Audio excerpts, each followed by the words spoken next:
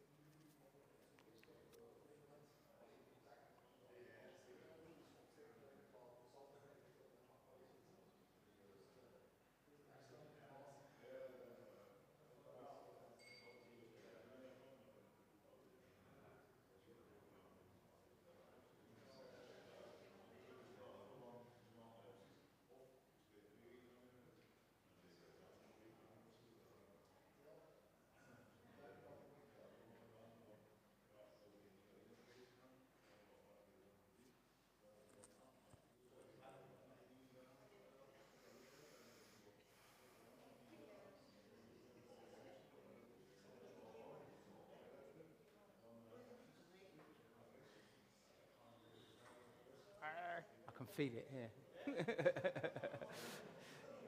It's a little bit disturbing.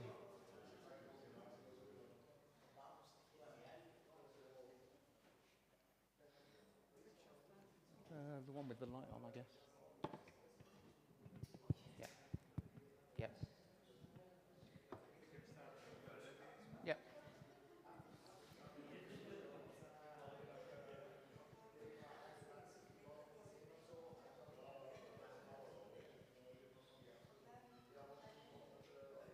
Yeah. A couple more people.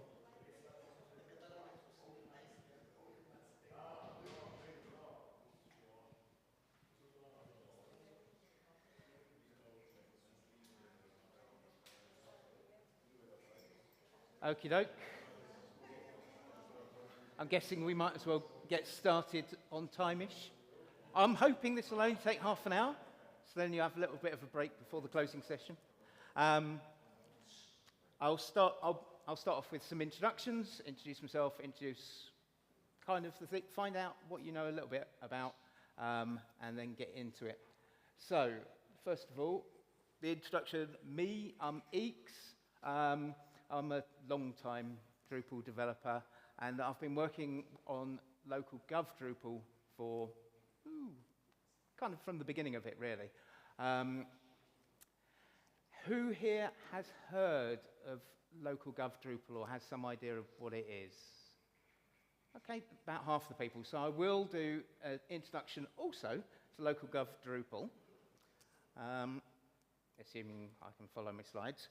So LocalGov, all the commerce stuff that I'm going to talk about was built because of LocalGov Drupal. It was built for a council. So it started out in the UK, and they worked out that local authorities basically all have very similar websites, but they were paying to do the same thing over and over again. Worse than that, most of the time they were paying some large corporation large sums of money every year for the license to be able to do the thing that they're always doing. And so somebody, specifically at the beginning, there was working, somebody called Will was working at one of the local councils in Brighton, and they built a website, and then he moved to another local council in Croydon and started building the same website. And he kind of went, nah, okay then, we'll just lift the old website, move it over. And then he'd actually come from national government, realised we could probably get some funding and we could just generalise this thing that we're now using for 2 councils. And so he got more councils on board and got some funding and made a light agreement between the councils that they'd all use the same code and they'll contribute together. That light touch contributor agreement, one bit of it I really like, and maybe you can use this somewhere in your work. They had this memorandum of understanding, so it wasn't legally binding, it didn't mean anything, and all it meant is the higher-ups had to sign a piece of paper that said their staff, be they developers or content people or whatever, could talk to people at the other councils, and they could just share all their work between each other. And that just solved the problem from the beginning of being able to contribute and share and do all the rest of it. And it was just a memorandum of understanding, but the decision had been made, the higher-ups had signed it. Now, it's the LocalGov Drupal thing is more than 60 councils. 60 councils are actually members of the co-op. There are more people using the code, of course. It's open source. Anyone can use it. And there's lots of different groups specializing on different pieces of it. So members of the actual co-op, lots of local councils, and lots of suppliers. So it's not led by one supplier. It means that different councils can go to different suppliers, they can swap and change, but they're still collaborating and bringing things out, which kind of gets us onto the project that I was talking about. That was with Walsall Council.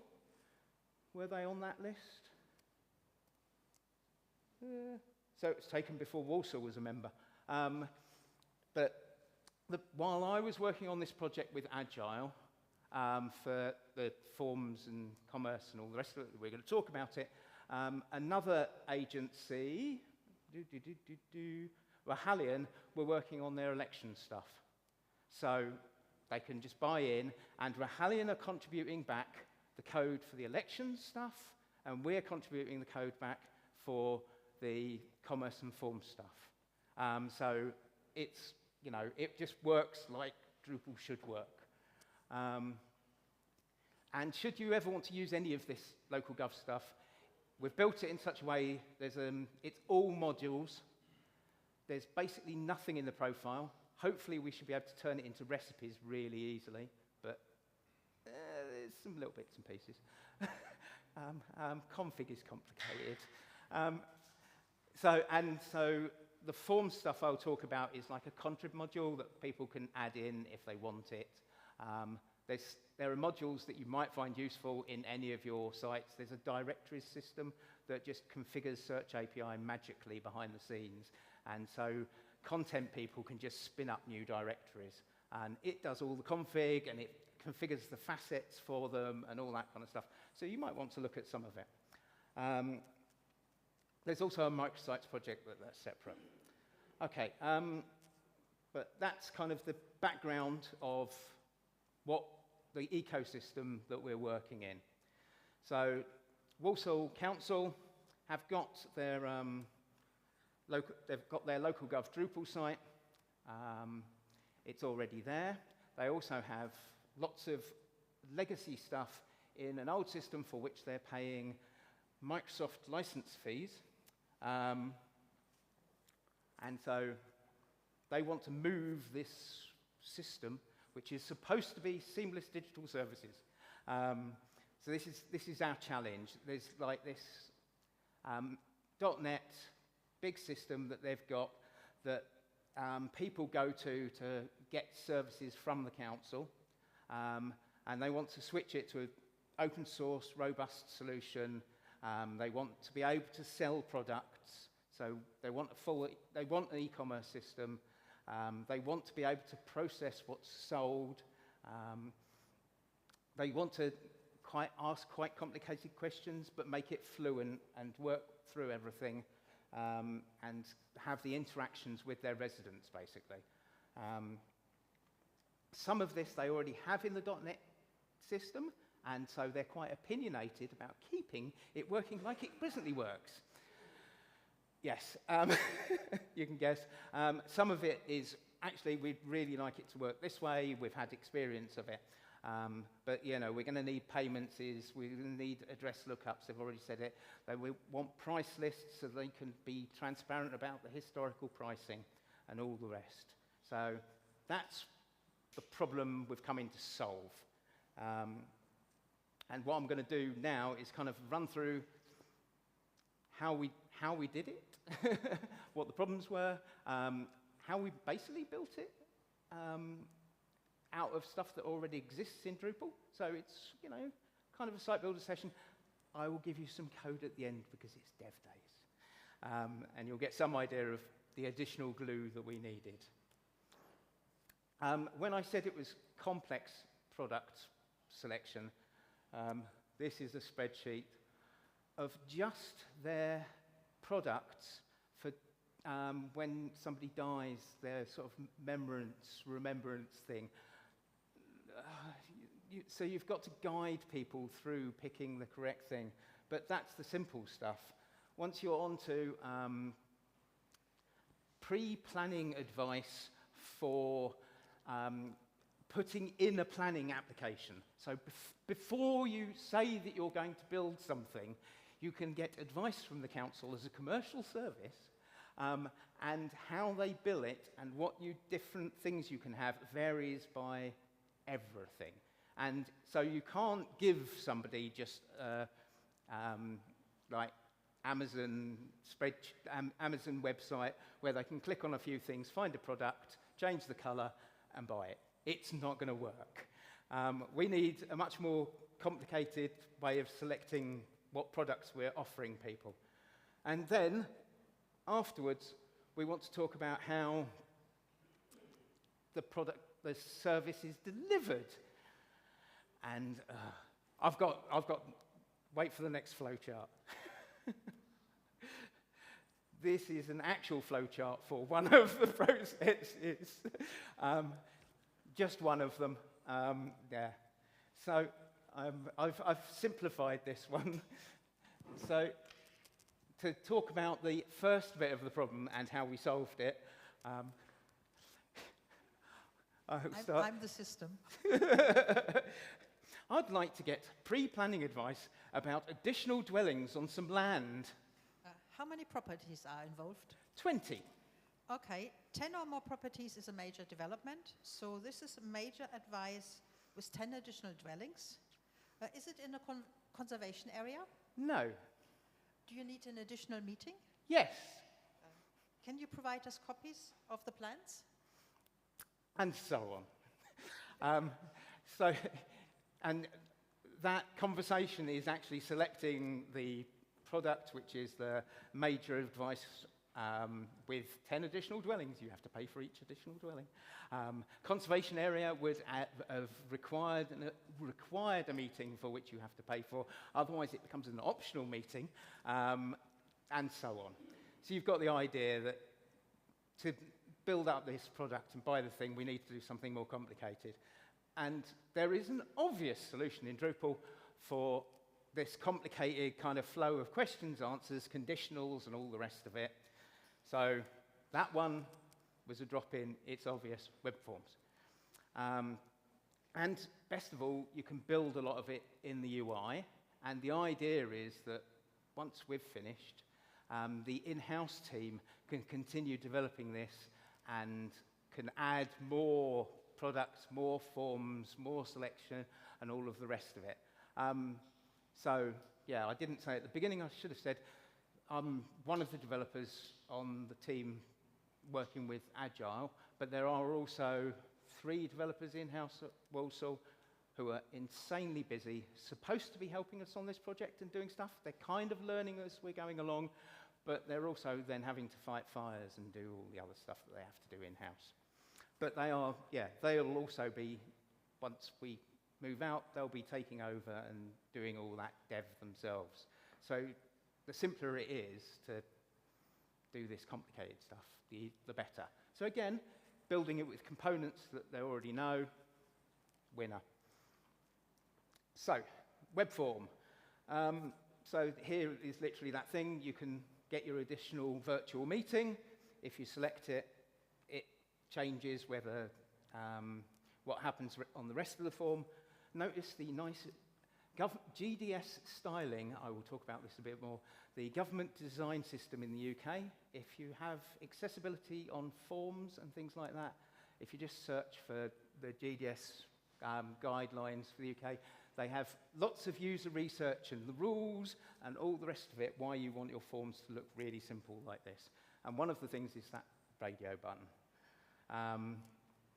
And so, yeah, once they've done that, you go on to other questions. It's quite straightforward, you know, web form. And then we could upload the documents and so forth, and it goes to them. Yeah, so the GDS style has lots of other things that we then did on this project. So at the end of it, you can change any of the entries. It goes back to the page. You can change it, and as long as you haven't altered the flow, because of course if you change one of the decisions, you then have to go through the form. Otherwise, it goes straight back to check your answers. We wrote that, contributed it back. It's back into the LocalGov forms. There's a very strict way of doing dates in GDS styling. The error messages are not such and such is required. It's enter a full name, select a field. I tried to automate that. There's the lookup, which uses the Gazetteer system in the UK. We did all of that. Yeah, you don't put a star for something that's required. You put brackets optional for all the things you do not have to fill in. You wouldn't believe how difficult it is to do that with forms in Drupal. Working out if the thing is optional and putting brackets optional rather than a star, I thought that would be really easy. It's not. But should you want to do it, the code is there. It's now contributed. It's in the module. And also there's a standard way of giving reference numbers. So, web form, simple, we've done it. Problem. We did say that it was all the prices and billing.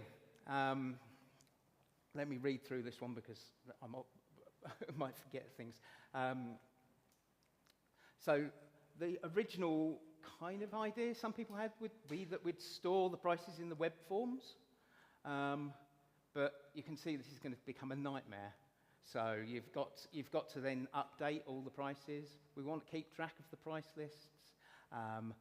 Then, of course, there's VAT, the tax on top of it. They actually wanted the historical prices, and then, you know, there is a payment gateway that you can just plonk on the end of web form, but with all that complicated pricing, no. So I had to convince everyone we want to bring in, we've got web form in, big bit of code, we want to bring in an even bigger bit of code, commerce. But it does everything we need and all the future stuff. The simple one being product, it's the obvious component. So this is the start of those pre-planning items that we talked about. Each one of those things then has their internal sort of accounting code, which is called an Oracle code. That's linked to the VAT, and then you have a VAT resolver, so it actually decides what type of value-added tax should be added onto it based on their Oracle code, which is their internal thing. But it's all stuff you can just do with commerce with a little bit of code. Historical price lists, there's a module for that. We're site building again. You can import price lists and set start and end times, and you can show the historical prices. And so they just need a SKU and a price, and they just upload them. Very handy. Payment gateway, of course, it's local authority. They're not going to use the Pay 360 gateway directly. They've wrapped it in something else, so we have to write a payment gateway, but commerce is brilliant. It makes it really easy to write another payment gateway. So a little bit of code there, but not much. But otherwise, commerce, you've got all of the payment gateways. It's really easy. But, so that's nothing new. It's bringing in more contrib modules. But how do you link the products to the forms? If you noticed on that one, it does actually have the prices, the current prices for those items in there. So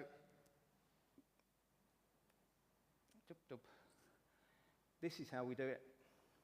Commerce, web form commerce handler. So another contrib module. I think it was made for someone else originally. It's still being maintained. It just adds a handler, which you can do on finishing the form, and you can then, there's loads of tokens. You can customize all the items that go into the cart at the end. You can customize the details of the purchaser. You can have them already filled out on the form, what their name and address is, and it goes into the profile of the person purchasing the item. And we've got all the different product items going in to the cart from tokens in the form and just into web form handler. So, no problem at all. Okay, a little bit of code. We did do a thing to load from the SKU the object in the web form to be able to show additional information. I think we should contribute that back to the web form commerce module.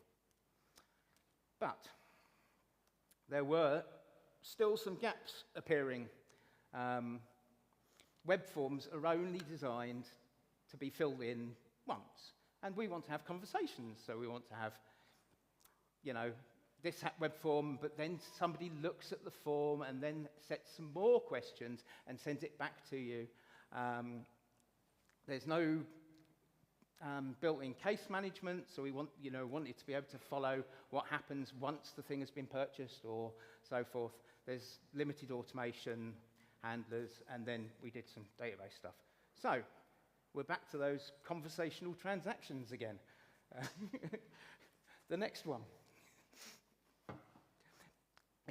Honestly, it makes it much more understandable. Okay, then. I would like to apply for parking dispensation. Okay, what is the location and what are the dates? Outside 1 Acacia Avenue between the 1st and the 3rd of March. Okay, I need to review that and then either approve or deny this. While I'm doing that, have a drink of water. Okay, I will approve this parking dispensation. This is an on-road parking dispensation that needs to be paid for now. At which point I receive an automated message informing me about the approval. I can follow the link, and then I can check the things, follow up, and pay. So you can see there are points where you have multiple forms. The person processing it actually is adding additional information. Okay, now we are no longer in, some of it we can just do with our modules, but we are adding a custom entity. Maybe this could be useful for people in the future. We'd need to work out what the use cases all are. We've just made a custom entity in a standard module. It has an entity reference field for web form submissions and orders or carts. They're both the same thing. It's the same entity. Then the next huge module, and my colleagues hate me, because I frequently will get group module into all sorts of projects. It's our group module. So now different teams and different departments can get access to these the process entities so they are allowed to be able to do so. So that the people doing the planning are not doing the parking. And we can work out the admin dashboards and all the rest of it. And then to get the state of the change of the things and trigger different actions, we've used State Machine. State Machine isn't a new module because it came with Commerce. It's how Commerce tracks the orders, so we might as well just use the same thing. It's a good way of doing like content workflow, but more automated and more setting code. And it's what Commerce does to say that the thing's been paid or awaiting payment and that sort of thing. So, that was where we are. And it's just another handler on the form. So, you can have the handler for adding the stuff into the cart. You can also have the handler at the end of the web form, which creates a process entity or adds it to an existing process entity. So the submission just goes as an additional entity reference on this process entity. And based on the bundle of the process entity, it just ends up in one of the groups. So here is just our testing one. It's got the planning, the taxi licensing, and the parking. Each one of these ones and then different people from the different departments are in the groups, and when they go basically to their landing page, they get the group page for parking. They'll have the list of applications and the states they're in, and these buttons, the update status, come from State Machine. And so again, this is the full thing, and so it's just an entity reference field actually with the submission shown, and it would have the orders underneath it shown. And so should you want to approve this parking, you get a form pop up. I'll explain how this is done. This is where we start to go a bit of code, including the fact that you have to select the parking type, which is one of the new requirements that was added on. Or you get a different form to reject the parking dispensation. So how do I do that? It's dev days, I'll put a bit of code in. It's not a lot. In fact, this is the process entity, and we've just added a form type onto it and put it onto the route for the state transition of the state transition. And on the field, this is the state field, and it says the fact it will use a transition form and the fact that it requires that modal pop up. If you haven't got it installed, it will just go through to a separate page. You could see it was on a URL.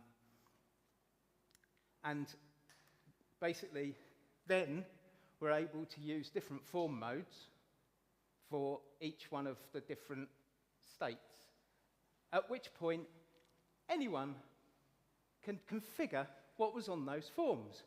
If you remember, I said earlier, the idea is that people can build the web forms. Well, people can also build the state forms, because it's just a form mode, and they just need to make sure the form mode is enabled for said name, said state. If they don't, it just gets the default form, and I haven't had to do anything because State Machine just uses the entity form anyway, because it's just changing the value of the state on the entity. So their version of the form only shows the state button and a message. My version of the form just adds whichever field someone's dragged into the display mode. Problem solved. So it was a tiny bit of code.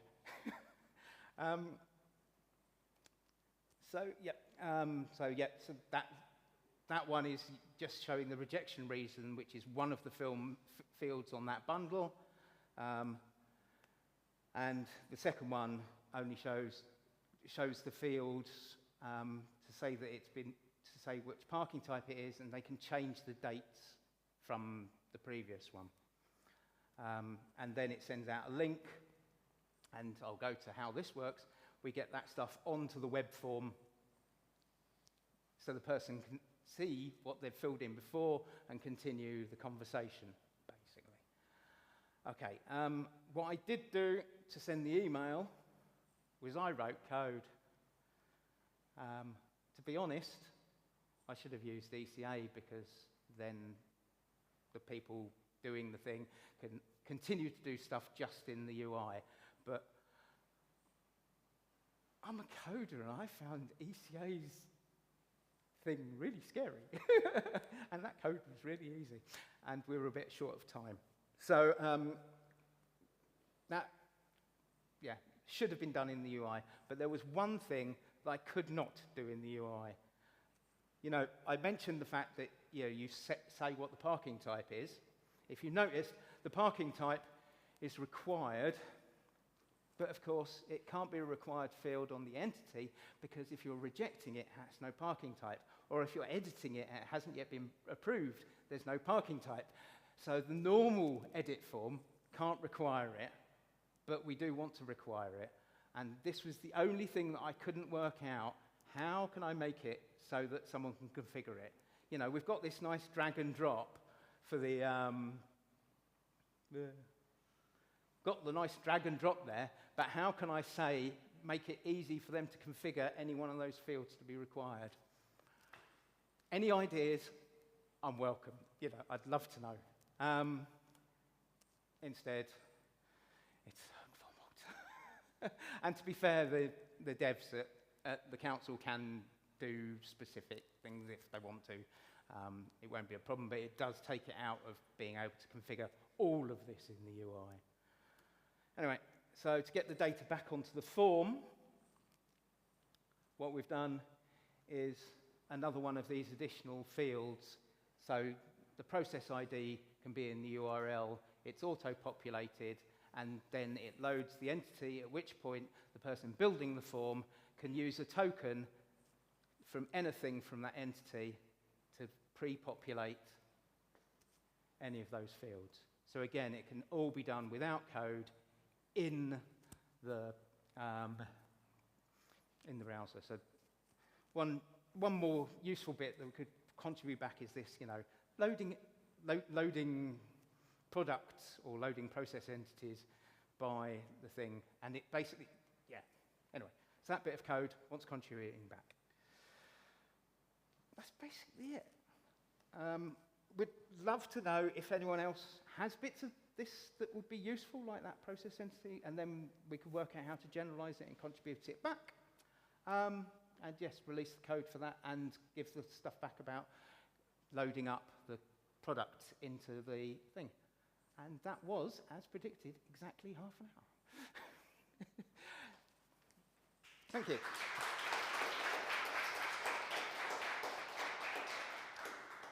I'll give the URL to the slides, which also only has links in it, and it'll go on to the presentation. But relatively simple stuff. Does anyone want to ask me some hard questions about how things actually worked?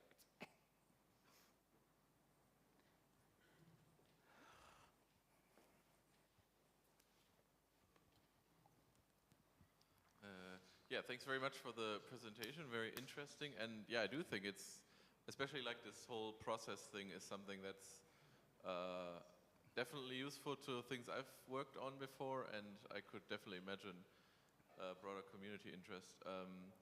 In terms of the required field, I've also had that use case, and I think there's an issue actually in State Machine to add the feature of allowing to configure the required fields per state, so that you can then sort of figure out if you're going to the approved state, then if it's in the approved state, this parking type or whatever should be required, and then, but I don't think that's been implemented, or maybe that should be like a contrib or an additional module or something like that, but yeah, just a general note. I don't think it occurred to me to look at State Machine's issue queue when I did that. So yeah, maybe it's worth looking at what ideas there were to generalize, because I looked at, making a custom validator on the, because we are controlling the entity, we could add a validator onto it, but yeah.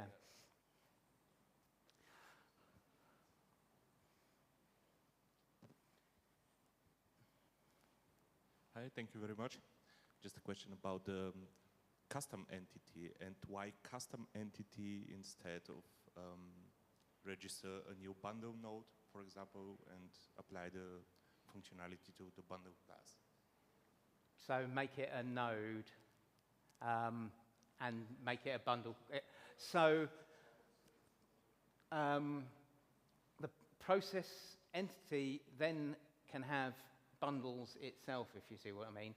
So the additional fields,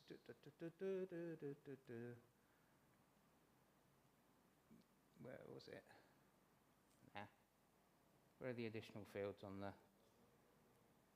So yeah, so this is the process entity for parking dispensation, and it has the parking type and the contact email on it. The one for planning will have different fields. So we end up with lots of bundles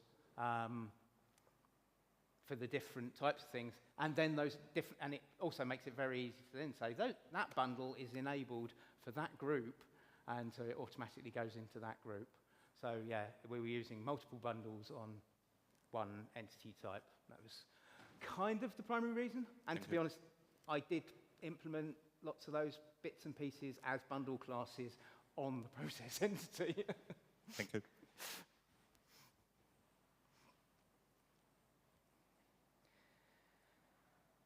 Okay, thank you very much. And yeah, we've got a little bit of time before the closing session. And if people, I'm going to be around for contribution tomorrow, so if anyone has any other specific, really codey questions or whatever, I'm happy to look at them and go through them. Okay, thank you very much.